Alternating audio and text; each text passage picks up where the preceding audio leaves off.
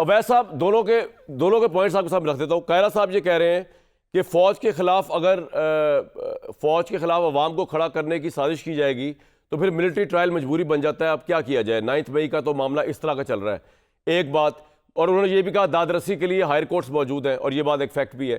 दूसरी बात जो मियां जावेद साहब ने कही कि इमरान खान साहब और आपके हुकूमत के दरमियान मुज़ाकरात तब नतीजा खेज होंगे जब इमरान साहब ये रियलाइज़ कर लें, ये इतलाफ़ कर लें कि 9-10 मई को उन्होंने गलती की, उनकी पार्टी ने गलती की, उन्होंने गलत किया और माफ़ी मांग लें। इन दोनों चीज़ों को आप किस तरह देखते होता नजर आ रहा है? What's your take on it? पहला क्या बताया आपने? जी, पहला तो कायरा साहब ने कहा है कि अगर मिलिट्री ट्रायल मजबूरी इस सूरत में बन जाता है जब फौज के खिलाफ खड़ा होने की साजिश, नफरत पैदा की जाए और स्टॉल में हमला किया जाए। जी जी, देखिए बात यह है कि जहाँ तक मिलिट्री देखना यह है कि जो मेरा हमेशा नुक्ता नज़र ये रहा है कि हमें अपना देखना है कि हम जो है असूली फैसले बड़े अच्छे तरीके से करें, और उसके ऊपर अगर हम खड़े रहते हैं तो हम बैरूनी जो भी दबाव होगा उसको बर्दाश्त कर सकते हैं। लेकिन अगर हम हमारे अपने फैसले जो हैं वो असूल से हटके होंगे, वो कानून कॉन्स्टिट्यूशन को बाला ताक रख के होंगे। नहीं, बैरूनी दबाव की बात नहीं हो रही सर। वो ये बात कर रहे हैं कि जब पीटीआई के लोग जो है मिलिट्री सॉल्वर में हमला करेंगे तो फिर मिलिट्री ट्रायल ही होगा ना सर, क्या करें? नहीं, बिल्कुल नहीं होगा।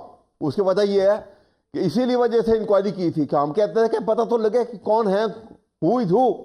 जिन्होंने किया है उनको जरूर सजा देंगे, लेकिन मिलिट्री ट्रायल उसका हल नहीं है।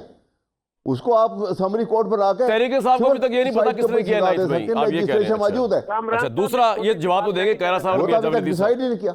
दूसरा आप तो दूसरी बात तो वैसे बेमानी होगी कि वो माफी मांगने वाली बात 9 मई पे नतीजा खेज करने के लिए मुज़ाकरात को, जब आपने किया ही नहीं आपके माफी नहीं, बिल्कुल नहीं, बेईमानी नहीं है। माफी मांगने के लिए भी कि जितने अगर उसमें हमारे लोग जिस वक्त वो निशानदेही होके आएंगे कि ये लोग हमारे हैं, हम उनके लिए बिल्कुल ये भी नहीं कहेंगे कि उनको छोड़ दो बगैर ट्रायल के। हम उनके लिए बिल्कुल इमरान खान माफी मांगेंगे, कहेंगे एलिजेड मास्टरमाइंड जो कह रही है इमरान खान उनके लिए एक्सक्यूज जरूर करेगा। अच्छा। जो जिन्होंने आपको तजावुज़ किया अगर। जी मियां साहब कुछ ब्रेक लेनी है।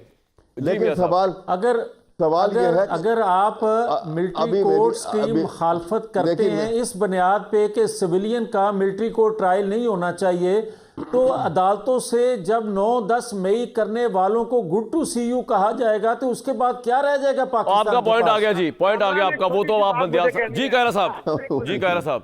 देखिए, मैं सिर्फ ये गुजारिश करूंगा, मुझे बहुत एहतराम है, मेरे भाई हैं बड़े। मिलिट्री कोर्ट्स मुल्क के कानून के मुताबिक बनी है। आप उस कानून को चैलेंज करके बैठे हैं, बिस्मिल्लाह, आपका हक है। लेकिन इस मुल्क की पार्लियामान ने इस मुल्क के कानून के मुताबिक हुकूमत वक्त ने फैसला किया है।